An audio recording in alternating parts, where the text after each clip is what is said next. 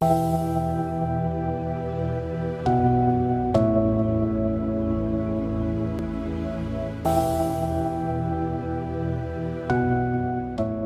mot origine, c'est un mot et c'est une radicalité négative.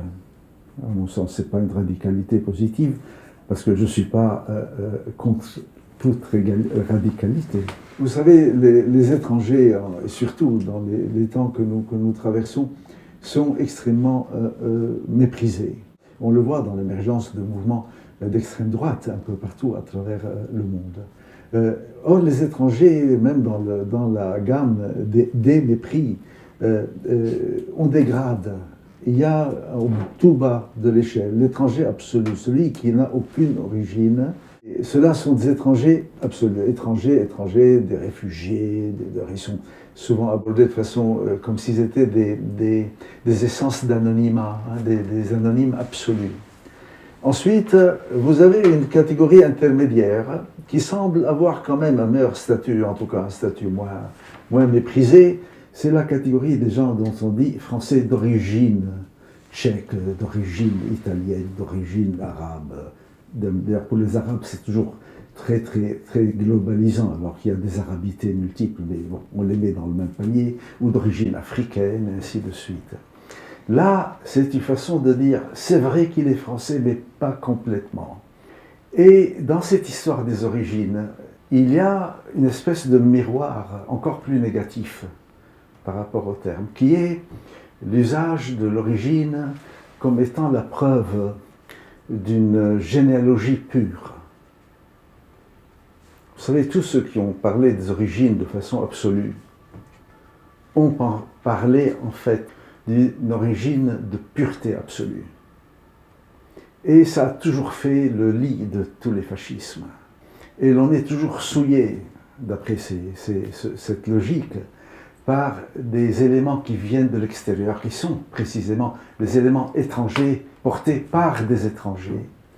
C'est pour cela que ce terme me dérange beaucoup. Souvent on me dit, puisque j'ai un passeport français, on me dit il est français d'origine palestinienne. Je dis jamais. Je suis français et palestinien. Je suis complètement les deux, et probablement une quinzaine d'autres choses également complètement. Si je disais français et palestinien, je retomberais dans l'histoire du franco-palestinien et encore une fois de la confusion. En fait, il faudrait les aligner, les composantes, sans mettre et qu'ils disent qu'elles sont toutes présentes et toutes dans une pluralité, et qu'il n'est pas un mélange. Hein. C'est-à-dire, ce que très peu de gens réalisent, c'est que c'est là qu'est la richesse réelle. C'est exactement comme l'idée de l'État central.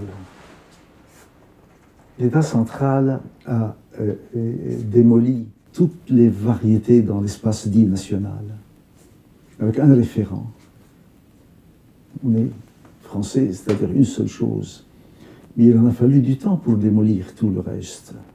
Tous les pays sont pluriels, toutes les sociétés sont plurielles, toutes les histoires sont plurielles. Je sais la complexité du pluriel aussi. Mais toutes les sociétés le sont. Regardez à quel point, dans beaucoup de cas historiques, toute cette pluralité qui a été démolie ou parfois juste tenue en laisse pour qu'elle ne puisse pas trop s'exprimer. Regardez dans plusieurs cas récents combien c'est en train d'exploser entre les mains de ceux qui ont fait ce jeu. Regardez l'ancienne Yougoslavie.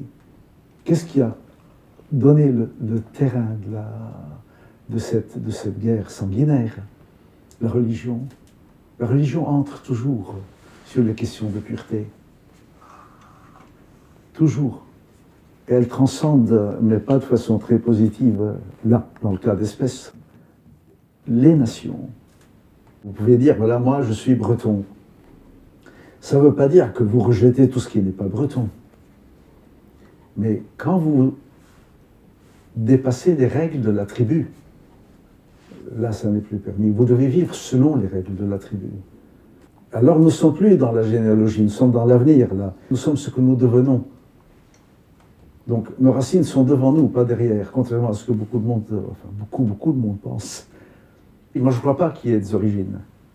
Je ne crois pas qu'il y ait d'instant zéro dans l'histoire. Il n'y a pas de point de départ. Il y a des flux qui sont en permanence en mouvement. L'origine, les origines, la nostalgie, la généalogie, tous ces mots relèvent et œuvrent d'un même appareillage. Je ne suis pas dans une position morale vis-à-vis de ces termes. Mais les constructions qu'on est en train d'en faire sont extrêmement dangereuses. Tout comme le tribal, le communautaire, la pureté originelle. Donc je pense qu'il faut être extrêmement lucide en ce moment sur tous ces termes et surtout ne jamais s'arrêter au fait que les choses simples sont parfois très belles, elles peuvent aussi être parfois très très dangereuses.